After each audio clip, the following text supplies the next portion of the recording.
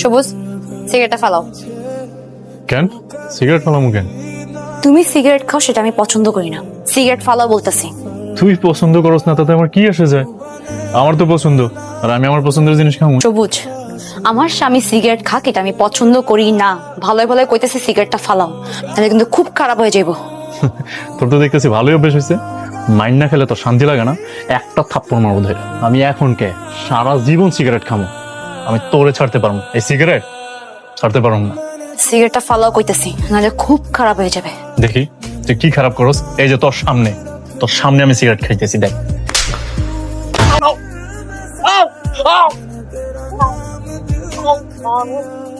ওরে বাপ রে বাপ, কাজল আমি না তোমার স্বামী, তুমি স্বামীর গায়ে হাত তুললা?